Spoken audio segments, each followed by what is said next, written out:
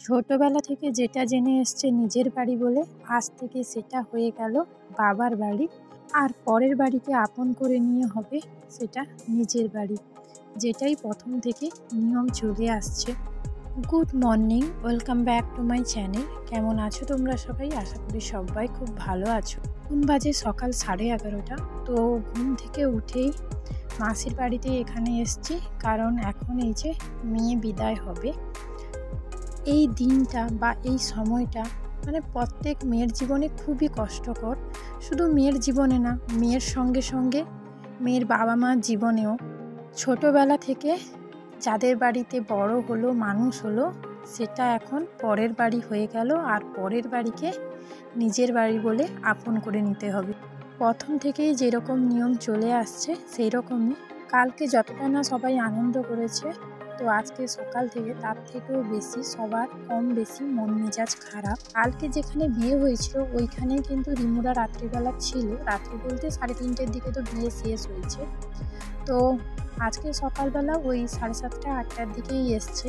এসে ফ্রেশ হয়ে টিফিন করার পর একটুখানি রেস্ট নিয়েছিল। এখন ওই বললামই তো 11:30 বাজে। আর ছেলের বাড়ি থেকে খুব তাড়াহুড়ো করছে যে নতুন বৌমার মুখ দেখবে, বৌমা যাতে তাড়াতাড়ি বাড়ি যায়। এমনিতে রেডি হয়ে গেছে, এই বরণটা করে নিচ্ছে, তারপরেই সবাই আশীর্বাদ করবে। একজন করে আশীর্বাদ করতে গেলে অনেকক্ষণ সময় লাগবে বলে তো একবারে ওদেরকে মাটিতে প্রণাম করতে বললো। ওইখানেই সবাই চাল ছুঁড়ে ওদেরকে আশীর্বাদ করে দিবে। এখন ওই মাসিমণি বরণ করে আশীর্বাদটা করে দিচ্ছে। মাসিমণির মুখটা দেখাতে পারছি না, কারণ এখানে অনেকজন আছে একটা রুমের ভেতরে, তো ঠিক মতো করে ক্যামেরাটা ধরা যাচ্ছে না। সেই কারণের জন্য সবার মুখটা ঠিকঠাকভাবে দেখাতে পারছি না।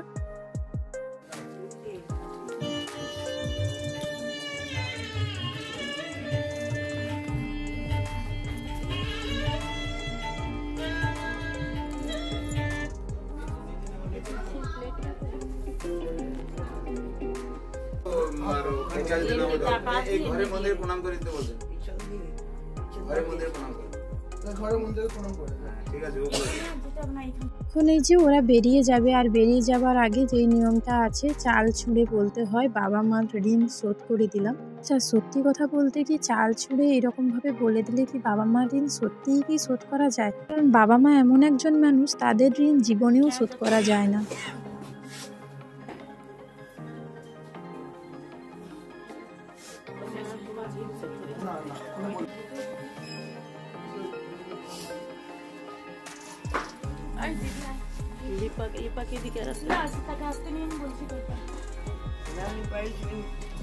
এখন কিন্তু অনেকটা পর, এখন ওই 1টা মতো বাজে। তো কালকে যে সব তত্ত্ব এসছিল, সেই তত্ত্বগুলো সবাইকে যাদের যাদের তত্ত্ব আছে সবাইকে দিয়ে দেবে বলছে। আর তত্ত্বের সঙ্গে যে মিষ্টিগুলো আছে, ওইগুলো কী কী মিষ্টি আছে ওগুলোই দেখছে। তো মিষ্টি কিন্তু অনেক রকমের আছে, কি মিষ্টি আমি তো ওগুলো বলতে পারবো না, তবে যেগুলো মিষ্টি দেখছি প্রায়গুলোই কিন্তু সন্দেশ মিষ্টি আর শুকনো মিষ্টি। একটা তো মাছের ডিজাইন করা ছিল, আর একটা তাল শাঁস ছিল, একটা সন্দেশের মতো কিছু একটা হবে আমি জানি না, আর একটা নাড়ু ছিল। আর এটা যেটা ছিল, এই মিষ্টিটা দেখতে বেশ সুন্দর, প্রজাপতির ওপরে। তবে এটা বলছে কি গায়ে হলুদের মিষ্টিটা, সেরকম হলুদ রঙের আছে, আর একটা বড় বেশ প্রজাপতি তার উপরে ডিজাইন করা। তবে ডিজাইনটা খুব সুন্দর আছে।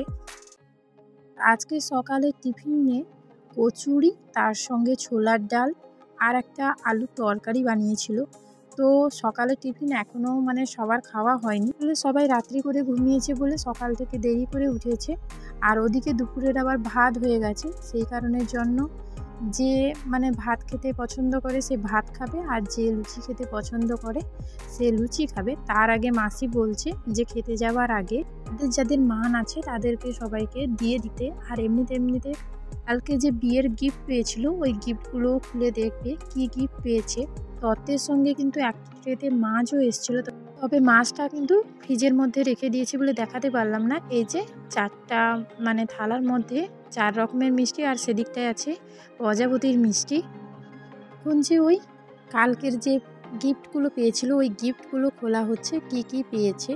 আর তত্ত্ব যে এসেছিলো তত্ত্ব যাদের যাদের ছিল প্রায়জনের দিয়ে তাছাড়াও মাসি বলছে এইটুকু জায়গার ভিতরে এত জিনিসপত্র আছে, মানে তার ঘরও এমনিতে নোংরা হয়ে আছে, ঘর টর পরিষ্কার করবে বলে। ভাই এই যে একটা একটা করে গিফট খুলছিল, ওখানে যদিও আমিও ছিলাম, আমিও কয়েকটা গিফট খুলেছি।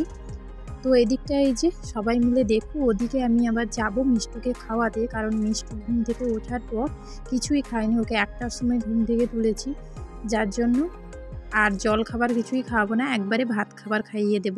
এখন এই যে সন্ধেবেলা, তো সকালবেলা যে ওই ছোলার ডাল করছিল, ছোলার ডালটা অর্ধেক পরিমাণে করা হয়েছিল আর অর্ধেক পরিমাণে ছোলার ডাল রেখে দিয়েছিল, তার সঙ্গে পেঁয়াজ দিয়ে তো ছোলার ডালের পকোড়া বানিয়েছে, সন্ধেবেলা চায়ের সঙ্গে খাওয়া হয়ে যাবে বলে। সবাই মিলে এই যে চা পকোড়া খাচ্ছে আর তার সঙ্গে গল্প হচ্ছে। তো আজকের ভিডিওটা এখানেই শেষ করছি।